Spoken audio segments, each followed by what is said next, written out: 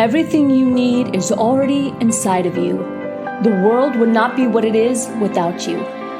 When we begin to create change within us, we begin to create change in the world around us.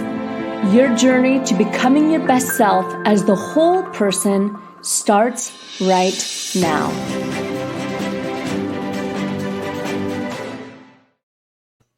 Hello and welcome to the Become Your Best podcast and webinar series. I'm Lauren Sweeney, the Vice President and your host today of our podcast. We're excited that you've joined us today, and we want to let you know that we're here to support you in becoming your best. Our guest today is Liam Martin, and we're excited to talk about all things related to being effective in this online and remote or hybrid world. We're going to talk about his brand new book and that he runs one of the most popular Time Top brands today called Time Doctor. He's also a co-organizer of the world's largest remote work conference called Running Remote. So apropos for the times we're living in. Whenever possible, Liam encourages others to work remotely and actively promotes remote work. His products and services are defined by the concept of giving people today flexibility, which I know we are all looking for. He's co-authored the book Running Remote, which is focused on his methodology. And he helps both leaders and entrepreneurs across the globe harness the mindset to be hassle-free, have a seamless life, and live in a cost-effective manner. Well, Liam, we're excited to welcome you to the podcast today. Welcome to our show. Thanks for having me, Lauren. Excited to be here. Absolutely. And were you doing this work before the pandemic as well? I indeed was. I tell everybody that I was doing it before it was cool. I've done it for almost 20 years. I've never actually worked in an office, which I think is pretty weird to quite a lot of people that are watching or listening right now. And I would never want to go back to the office. I actually researched it a lot for the book, and it looks like a pretty unhappy place. You are unique in that you've been doing this for about 20 years. It really has only become cool, I believe, in the last few years when we really were forced to stay home and all those challenges there. And I think it seemed cool in the beginning, but as people got into it, now really people do need support, right? They need coaching and mentoring and guidance, and that's exactly what you do. So talk to me about some of the key struggles that you see people have when they're whether they're an entrepreneur, CEO of a large company, or someone on a team. What are some things that you love to teach people, some hacks, if you will, about working remote? Well, first off, you're absolutely right about remote completely exploding over the last couple of years. In February of 2020, 4% of the US workforce was working remotely. And by March, that was 45% of the US workforce. Wow. And that number has actually only dropped down to about 30%, with 10% of those people inside of that 30% saying they're working from home due to the pandemic. So 90% of those people are choosing to be able to work remotely. And this is really not going away. I think we're actually going to start to see these numbers go back up in the other direction very, very soon. So when I talk to companies about how they should build their remote or hybrid teams, a lot of the times they'll ask me questions like, should you be using Slack or Microsoft Teams or Zoom or something like StreamYard? And in reality, those are all the wrong questions. And they're so wrong in reality that they don't even know the right question to ask me, which is basically, you shouldn't be paying attention to the tools that you use. You should be looking at how you manage people remotely. That's the big differentiator. And that's what all of these remote pioneers that I researched in the book, Running Remote, got right. And they have a very specific methodology that they've used to be able to build and scale their companies to billion and deca-billion-dollar companies. Yeah, absolutely. I love this quote once. Somebody said, don't ask me as a successful entrepreneur what I do, to your point of like, which should we use, Slack or do we use Teams? But ask me how I think. The leaders and what you've experienced, plus the data collected from building your book, is how we think. How are we able to reach out and make sure that we're still mentoring? How are we able to still motivate ourselves as an entrepreneur working remotely? What are some of the common key things that you've seen from successful billionaires, successful entrepreneurs and founders of companies in the way that they think? Well, it's actually much simpler than that. There's only one thing that they do differently, which is what I'm calling asynchronous management, which is the ability to be able to manage people without simultaneously interacting with them at the same time. So kind of think of like, I don't know how old you are, Lauren, but I remember back in the day when I used to watch Friends at Friday night at 8:30. And if I couldn't actually show up at 8:30, if I showed up at 8:45, I'd have to wait an entire year till the next episode of Friends to come out. That's really synchronous management and synchronous communication. If you're not there in the moment, you miss it. Netflix is like asynchronous communication and management. I can binge all the Friends that I want. I can go through every single episode 10 times over if I'd like, because the information is available to me when I want to consume it, when it's most opportunistic to me. We've basically just deployed that from a company philosophy, which is there's no immediacy or requirement for any team member to be able to interact with someone else simultaneously. And this creates an environment where everyone has their own autonomous responsibilities, can really focus on deep work as opposed to going into 8 hours of Zoom calls every day. I love that concept, that asynchronous ability. So how does one do that and have it be used? So are we talking about just recordings that hopefully people go and use, which we know isn't very transformative? How do you then create it if it's not hands-on, or do you create those open office hours or create that time to connect and talk about the tools? We actually connect asynchronously. So I know that this sounds like a very alien concept, but I have to tell you, the best and fastest growing companies that are in the technology space on planet Earth are using asynchronous management to be able to achieve ridiculous levels of growth inside of their organizations. They've recognized there's a magic little sociological number called the Dunbar number. I don't know if you've heard of Dunbar, but he's a really interesting sociology of work theorist. And he stated that between 100 and 150 employees is the maximum number in which you can directly interact with your team members. And so past that number, you really have to be able to build processes and systems to be able to overtake from that process. So what asynchronous organizations do is they really focus on how can I inspire and elevate team members without directly interacting with them. So we use things like we'll have inspiring Slack messages in our communication. We'll use project management systems for the vast majority of the way that we collaborate on things.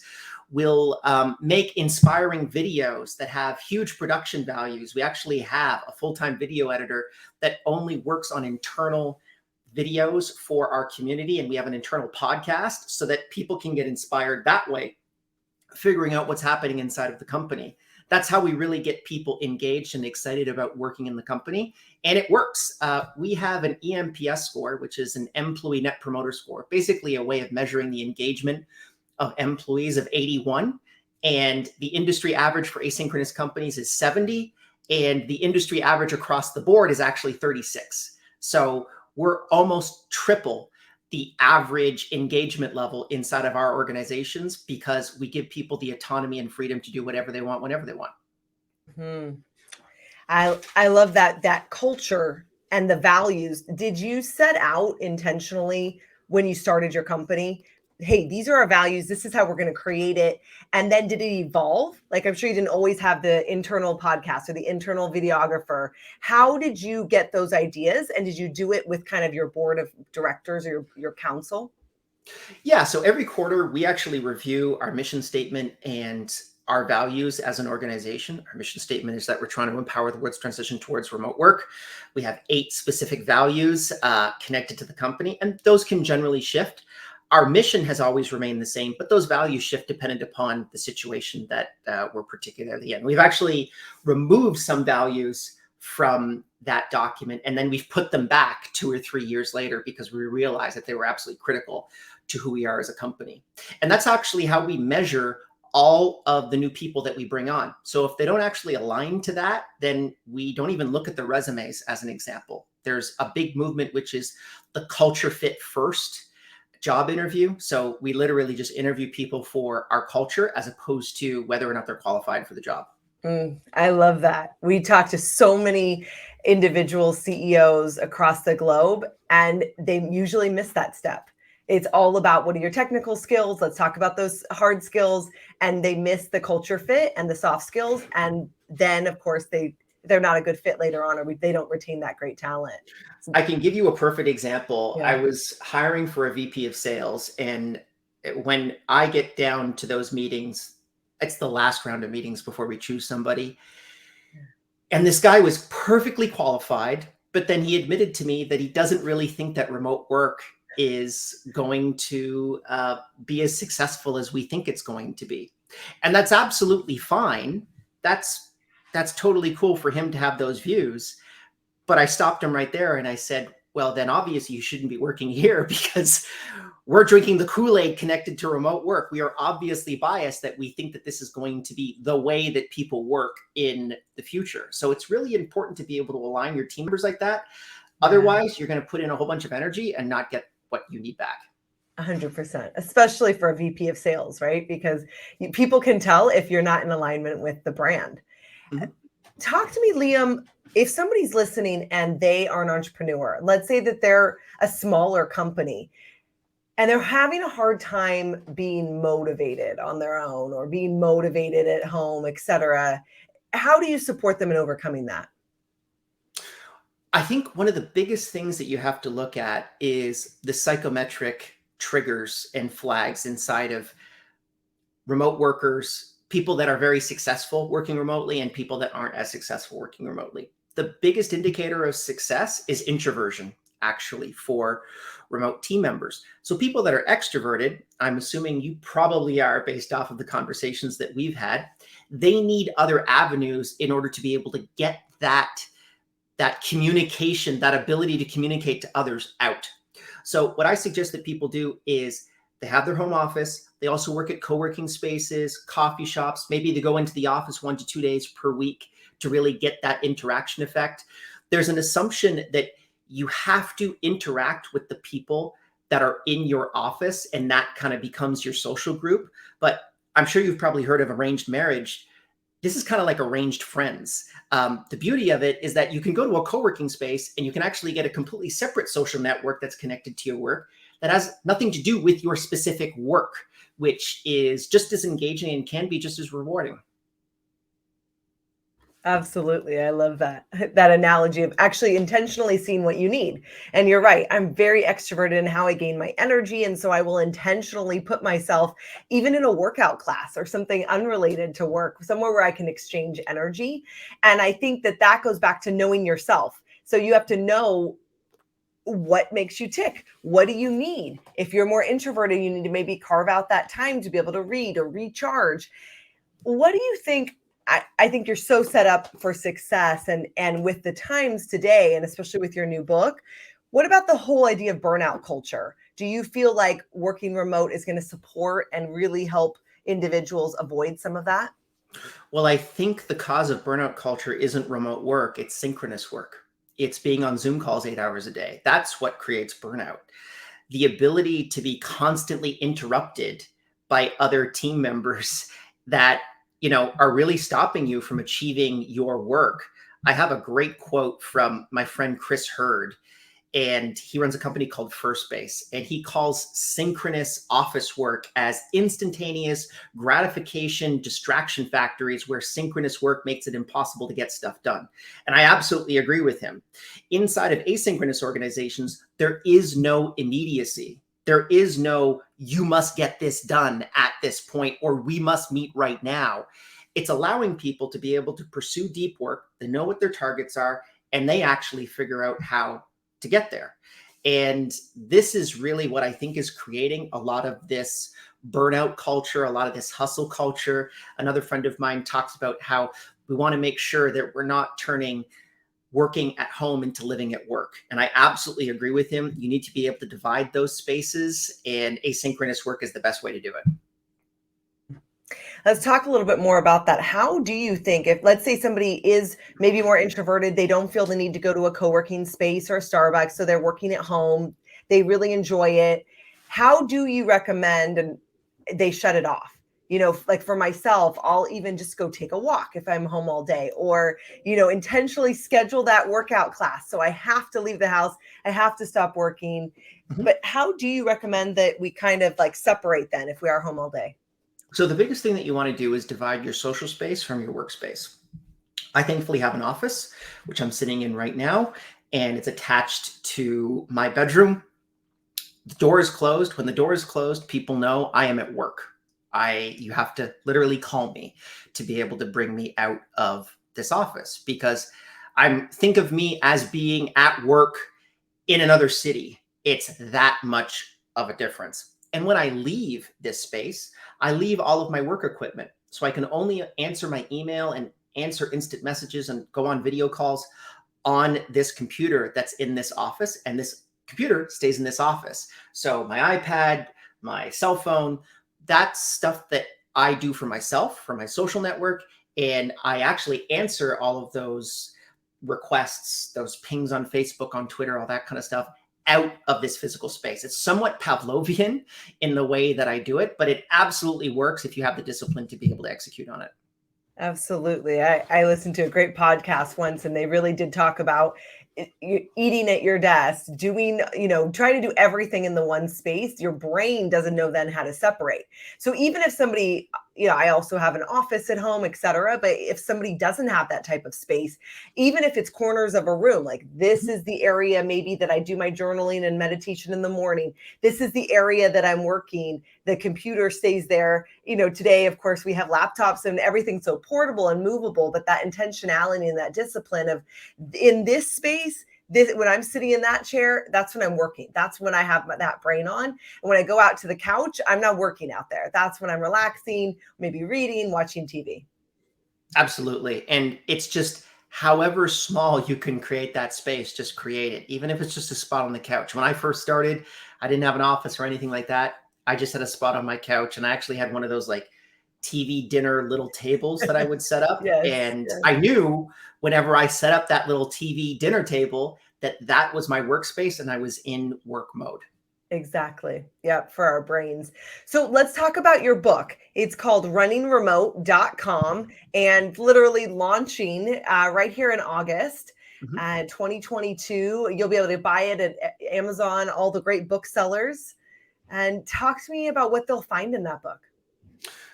So they're really going to actually only focus on one core thing. My publisher said, hey, it's got to make sure, we got to make sure that it's about remote work, but it's actually not. It's actually about asynchronous management, which is something that you can do in an office or outside of it. It's really up to you. This was just simply a strategy that was born out of people that have team members in 10, 20, 30, 40 different countries all over the world. And they couldn't actually effectively communicate to everyone synchronously, simultaneously. So they built a methodology, which I'm calling asynchronous management, in order to be able to manage these team members more effectively. 3 core tenets, super simple: delivered over communication, democratized workflows, and detailed metrics. So the ability to be able to communicate in a way asynchronously that's effective, so that instructions aren't just easy to understand, they're impossible to understand. Democratized workflows, building process documentation inside of your organization. I know that sounds really scary to a lot of people, but we have a methodology to do that that's very quick and easy. Literally in an afternoon, you can get 50% of that work done. And then the third one is detailed metrics. So inside of asynchronous organizations, we actually measure things much more precisely because the platform becomes the manager, not necessarily the individual. And this creates an environment where managers can really focus on the EQ components, what I call leadership, as opposed to figuring out what your numbers are and communicating that up the chain. I love that. We are huge at Rise Up For You about our emotional intelligence and supporting people with that. And the more self-awareness you have in self-management, especially in a remote environment, then I can reach out. And if I'm leading you, Liam, or I'm leading my team, then I can see, hey, what does he need? And it's not a cookie cutter either. Liam really thrives on having this kind of autonomy, and maybe Barbara needs this type of management. Absolutely. Everybody's different. Yeah, I love that. Well, congratulations on the book. And tell us any other resources that you want to point us to on how we can work with you, how people can find you. Of course, runningremote.com, where you can also find the book, but any other resources that you'd like to share with us? I think the only other place that you should go check out is our YouTube channel, youtube.com/runningremote. If you can't afford a copy of the book or go to our conference that we run every year, that's a great resource. All of our talks are up there for free, and it is probably the most complete library of information on how to build and scale remote teams. I love it. I love the branding of that as well, that they can gain content and then find out more about you and see if they want to work with you, et cetera. So we love to ask Liam, kind of as a closing question, what does Rise Up for you mean to you? Oh boy, that's a bit of a difficult one. What it initially pulls into my mind is entrepreneurship is such a difficult thing to pursue. The success rate of entrepreneurship is under 5% long term. And you really have to have this mindset of, I'm going to achieve this even though everyone disagrees with me and thinks that I'm not going to do it. And that's that concept of rising up above everyone else's statements, negative comments, negative perceptions of just entrepreneurship and maybe just you as an individual, and pushing yourself past that, and hopefully aligning yourself with people that are really positive, podcasts like this, that you can really reinforce those positive feedback loops and hopefully achieve your dreams and be in an environment where you can do whatever you want, whenever you want, with whoever you want, for as long as you want. I love that. Absolutely. Well, congratulations on all of your success, and thank you for the impact that you're having on our business community globally, really. So thank you for being on the show today. Thanks for having me. Absolutely. Well, it's been a pleasure to talk with all of you today, whether you're a leader, an entrepreneur, an executive listening to our show. I hope that you gained some insight on really being an incredible leader in a different type of way that maybe you've thought about before. We'd love to give you a gift today. Please go to riseupforyou.com/success kit. And there you can download 8 different videos and our worksheets and everything that you need to be confident, successful, and leaders. We will see you on our next podcast episode. And until then, rise up for you.